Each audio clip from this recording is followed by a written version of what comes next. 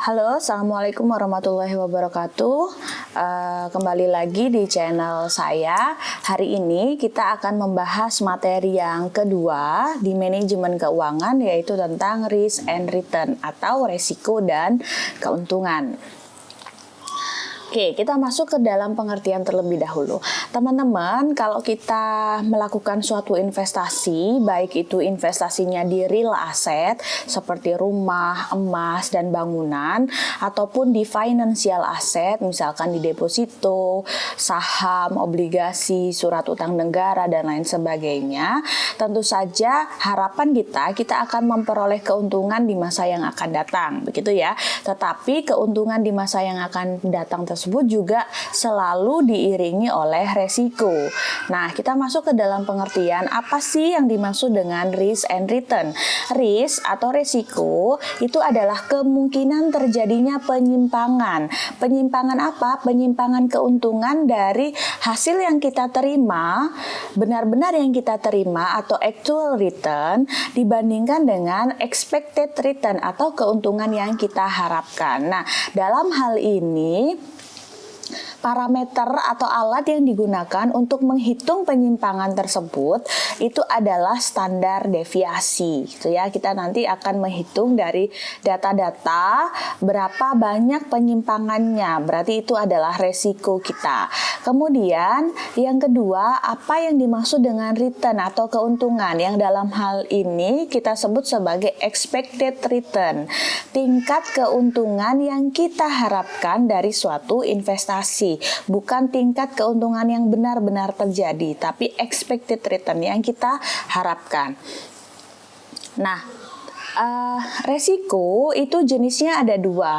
Resiko yang dihadapi dari kepemilikan atas satu aset kita sebut sebagai stand alone risk. Sedangkan resiko yang kita hadapi dari beberapa jenis aset yang kita miliki itu kita sebut sebagai portfolio risk. Nah, di dalam portfolio risk, resiko itu dibagi lagi menjadi dua, yaitu resiko sistematis dan resiko tidak sistematis. Apa yang dimaksud dengan resiko sistematis?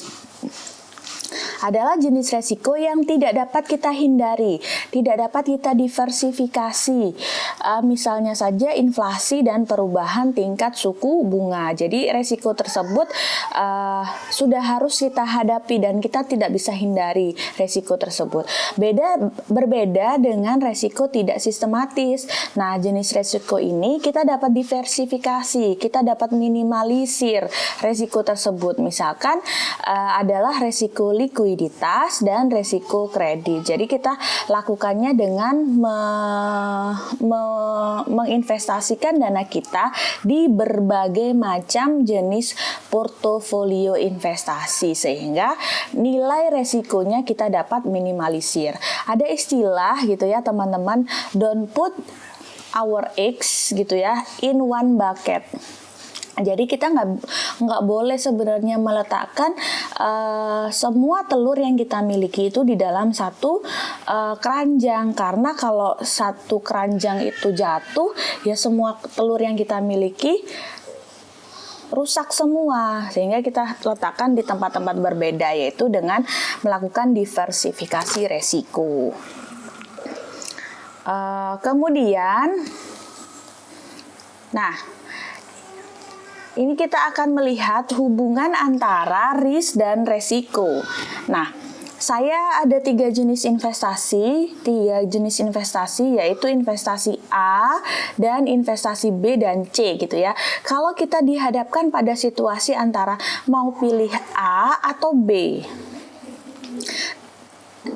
investasi jenis A dan investasi jenis B memberikan expected return yang sama, sedangkan nilai resikonya berbeda. Resiko A lebih kecil daripada resiko B, sehingga kalau kita dihadapkan pilih A atau B, pasti kita pilihnya yang A. Kenapa kok pilih yang A? Karena dengan tingkat expected return yang sama, resikonya lebih kecil. Itu kalau A dan B. Kalau kita lihat B dan C. B dan C kita lihat di sini dengan tingkat resiko yang sama, expected return-nya jauh lebih besar yang C. Sehingga kita pilih kalau B dan C pilihannya pasti kita pilih yang C, gitu ya. Kemudian, Bu, gimana kalau ada pilihan A atau C? Nah, ketika kita dihadapkan pilihan pada A atau C, A ini tingkat resikonya lebih kecil, tetapi expected return-nya juga lebih kecil daripada yang C. C resikonya besar gitu ya di sini, dan expected return-nya jauh juga lebih besar daripada yang A. Sehingga memilih A atau C, kita cari nanti nilai penyimpangan resikonya yang lebih kecil. Ada alatnya, ada parameternya tersendiri. Kita akan belajar. Nah, sebelum kita ini resiko dan return itu mempunyai hubungan yang positif. Artinya semakin besar resiko suatu investasi, maka return yang kita harapkan juga akan semakin besar, gitu ya. Nah, sikap investor terhadap resiko. Ada investor yang termasuk ke dalam jenis risk averter. Jenis investor yang cenderung menghindari resiko. Jadi kalau seperti saya, ibu-ibu yang sudah berumah tangga, biasanya itu adalah cenderung risk averter, memilih jenis investasi yang memberikan resiko rendah meskipun return-nya juga akan rendah gitu. Kemudian jenis yang kedua adalah risk neutrality, jenis investor yang tidak indifference terhadap resiko. Jadi dia tidak biasa saja terhadap resiko. Kemudian yang ketiga adalah risk seeker, kebalikannya dari risk averter. Dia jenis investor yang cenderung senang terhadap resiko. Jadi biasanya anak-anak yang masih muda, investor-investor muda itu cenderung memilih investasi yang meskipun resikonya besar, tetapi memberikan expected return juga lebih besar gitu. Itu yang kita namakan sebagai risk seeker. Kemudian, gimana sih Bu cara menghitung risiko dan return? Nah, tadi resiko dan return untuk yang memiliki satu jenis aset kita bisa hitung dengan dua cara. Yang pertama menggunakan probabilitas atau kemungkinan dari suatu kondisi atau peristiwa yang akan terjadi di masa yang akan datang. Ini rumusnya untuk mencari return. Sigma dari PI, probabilitas di kejadian I, dikalikan dengan return-nya di kejadian I. Sedangkan resiko sama dengan akar dari sigma RI min R pangkat 2 dikalikan PI. Kita akan belajar bagaimana cara menghitungnya menggunakan contoh soal.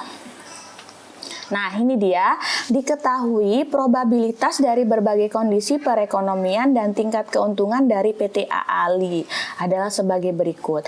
Jadi dalam kondisi sangat baik, kemungkinannya 20%, 0,2 dengan tingkat return yang diharapkan adalah 30%, sampai dengan kemungkinan yang sangat buruk 0,1 probabilitasnya dan returnnya adalah minus 10%. Tentukan expected return dan resiko dari PT AALI tersebut. Oke, kita masuk ke cara perhitungannya. Di sini sudah saya masukkan.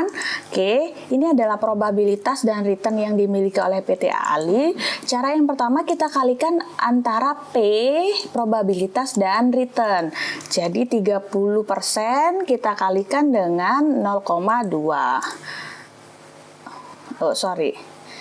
Dikali ya, Bang.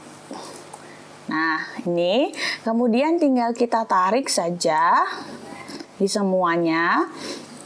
Kemudian kita jumlahkan sum jumlah dari PI dikalikan RI itu adalah jumlah return yang diharapkan dari PT AALI dari data tersebut. Kemudian langkah yang kedua untuk menghitung resiko. Resiko adalah akar dari RI min R pangkat 2 dikalikan PI. Jadi caranya di sini sama dengan RI itu return di setiap kondisi gitu ya, dikurangi dengan returnnya yang tadi sudah kita hitung 0,195. Jangan lupa ini di kunci biar nggak geser-geser, kemudian dipangkatkan 2, pangkat 2, kemudian dikalikan dengan PI, PI-nya adalah 0,2. Nah, hasilnya sekian. Kemudian kita tarik saja. Kemudian kalau sudah kita tarik semua, disum semua, kita jumlahkan. Jumlahnya adalah 0,012725. Kemudian resiko itu adalah akar dari hasilnya 0,012 ini. Berarti kita pakai fungsi SQRT, akar dari ini. Nah, ini adalah jumlah dari resiko dan return dari PTA Ali. Sudah ketemu. Oke, paham ya? Kemudian, Bu, bagaimana itu kalau ada data tentang probabilitas tentang kejadian? Nah, kita masuk ke cara yang kedua, menghitung risk and return untuk standalone aset gitu ya. Yaitu berdasarkan data historis. Data historis ini artinya kita hanya tahu nilai returnnya dari berbagai waktu gitu ya. Kemudian kita bisa hitung return dan resikonya. Cara menghitung return sama dengan jumlah dari RI, return yang diketahui dari periode ke periode dibagi dengan N. N itu adalah jumlah periodenya. Kemudian risk sama dengan akar dari RI min R pangkat 2 dibagi N min 1. Ini rumusnya. Contohnya diketahui ini ada data tentang return dari PT Telkom selama 5 bulan terakhir tahun 2020. Dari bulan Maret kemudian sampai dengan bulan September, ini adalah data returnnya. Tentukan average return dan resiko dari PT Telkom tersebut. Oke, kita masuk di sini ya. Nah, ini data historisnya. Caranya adalah yang pertama kita cari average return-nya. Average return itu artinya kita rata-rata dari jumlah return dibagi dengan banyaknya data. Ini kita jumlahkan dulu, kita sum. Nih, sum dari ini jumlahnya, kemudian kita bagi dengan N. N tadi kan, N itu adalah jumlah banyaknya data dari bulan Maret, Juni, Juli, Agustus, September, berarti N-nya 5. Sudah. Berarti average return-nya adalah 10%. Atau kita bisa langsung pakai fungsi average saja, nanti hasilnya sama-sama average-nya adalah 10%. Nah, itu menghitung return-nya sudah. Selanjutnya menghitung resiko. Resikonya tadi rumusnya akar dari jumlah RI min R dipangkatkan 2. Kita hitung dulu di sini RI min R. RI-nya adalah 8% dikurangi dengan R-nya adalah average return. Jangan lupa dikunci biar nggak kemana-mana. Dan pangkat 2. Nah, sudah, ini kita tarik saja, kemudian kita sum. Kemudian jumlah ini kan tadi dibagi N-1. N-1, N-nya 5 dikurangi 1, berarti 4 ya. 4, kemudian resikonya berarti kita bagi dulu 0,0058 dibagi 4, hasilnya sekian, 0,00145, baru kita akar SQRT dari ini. Nah, sehingga jumlah resikonya adalah 0,038 atau 3,8%. Nah, ini dia. Ini jumlah resiko dan average return dari PT TLKM. Paham ya teman-teman sampai di sini? Kalau tidak ada yang mau ditanyakan, saya akhiri, nanti kita lanjut di part kedua.